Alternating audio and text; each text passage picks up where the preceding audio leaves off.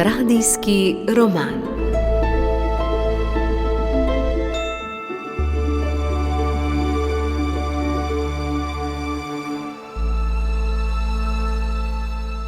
Dober večer, spoštovani poslušalci, drage poslušalke. Nocoj smo pri 20. delu radijskega romana Kruh močnih, pri 29. poglavju. Ne veš, kaj današnji prinaša. Tak je podnaslov, vzet iz knjige Pregovorov. V Filipih si že več kot leto in pol, pa še nisi članica ceha, Lidija, jo je vprašal Rufus, ko sta se počasi sprehajala po trgu. Lidija je sklenila roke, da bi se ji nehale tresti. Ne še, Rufus, morda naslednje leto. Rufus se je odhrkal. Če ti gre za denar, ti lahko posodim, kolikor potrebuješ za letno članarino. Plačala mi boš, ko boš lahko. Lidija je narahlo odkimala. Če bi sprejela tako posojilo, bi se njun odnos spremenil. Preveč dolžno bi se počutila. Kaj pa, če mu ne bi mogla vrniti? Odplačati bi mu morala z izdelki, kar bi si težko privoščila. Z Rebeko sta že tako komaj shajali. Tveganje bi bilo preveliko. Hvala lepa, prijatelj moj. Raje bi počakala. Ni še pravi čas, to je vse. Razumem. Rad bi ti bil pravi prijatelj, h kateremu boš prišla, ko boš potrebovala pomoč. Lidija se je navihano nasmehnila. Enako velja tudi zate. Rufus se ni zasmejal, kot je pričakovala, ampak je z resnim izrazom na obrazu pokimal. To si bom zapomnil, mlada dama. Ti si se že izkazala. Moj ugled je bil nekoč v tvojih rokah in ohranila si ga. Čeprav Filipi niso bili veliki, so se lahko pohvalili z lepšimi javnimi stavbami kot kakšna večja občina. Kot rimska kolonija z več kot poštenim deležem bogatih, upokojenih vojakov, uspešnih zlatarjev in s prihodkom bogatih rudnikov v bližini je bilo v Filipih veliko denarja in veliko zdolgočasenih, premožnih prebivalcev, ki so ga voljno zapravljali. Lično gledališče, ki je stalo ob vznožju hriba, je ponujalo zelo priljubljeno razvedrilo. Lidija in Rebeka si nista mogli privoščiti, da bi hodili na igre. A včasih, ko jima je dovoljeval natrpan urnik, sta se povzpeli na hrib za gledališčem in iz daljave gledali predstave. Rebeka, ki je imela poleg ljubezni do poezije tudi izreden spomin, se je naučila večino besedila, zato je lahko igro, latinsko ali grško, pozneje ponovila.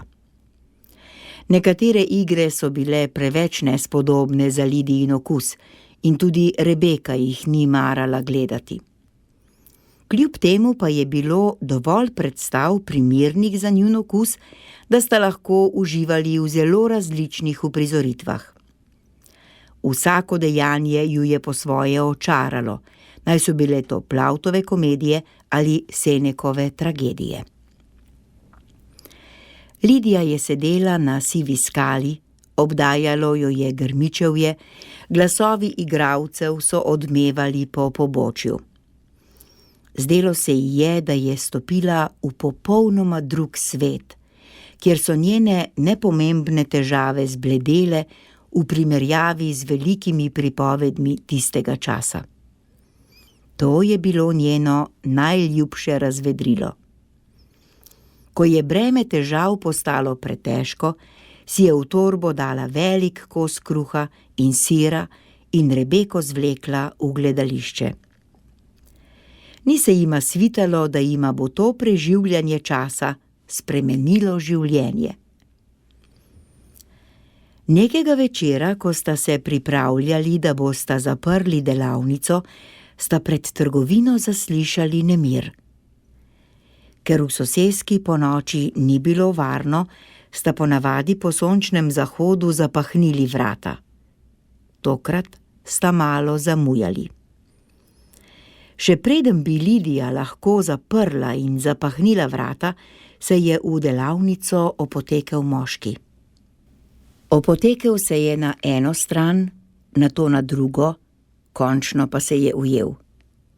Gospe, je rekel in kraljevsko pokimal, se opravičujem, da vaju tako nespodobno motim. Mislim, da sem se popolnoma izgubil, dejansko in v prenesenem pomenu. Ampak morda je dejansko v tem trenutku pomembnejše. Čeprav je govoril nerazločno, je imel njegov glas še vedno tisti znani, bogati, globoki prizvok. Lidija ni mogla odvrniti oči od njega, ker je spoznala, da ga je slišala v gledališču. Rebeko je sunila pod rebra. To je igralec Leonid. Na uslugo, je odvrnil igralec in se poklonil. Kolena so se mu zamajala, izgubil je ravnotežje in padel na obraz. Lidija in Rebeka sta se spogledali, nato pa sta mu hiteli pomagati. Izvolite, sedite na ta kup in se naslonite na zid, je rekla Lidija. Zelo si prijazna. Mislim, da mi bo slabo, zelo slabo. Morda bi se želeli umakniti.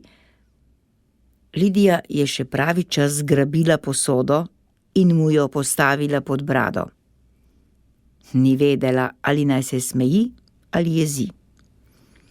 Zaradi dela, ki ju je še čakalo tisti večer, nista smeli izgubljati časa s pijanim igralcem, četudi je bil na odru sijajen. Kako strašno se vama vsiljujem, je zamrmral, potem ko se mu je nehalo dvigovati. Sprejel je robček in si obrisal usta, čeprav je moral 3-krat poskusiti, da jih je našel. Kje sem? Očitno se ni mogel zbrati in tudi pogled je upiral med obe ženski. V moji delavnici. Lidija je povedala ime ulice.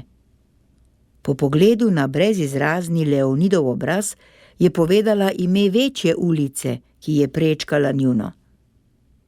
Še vedno je ni prepoznal.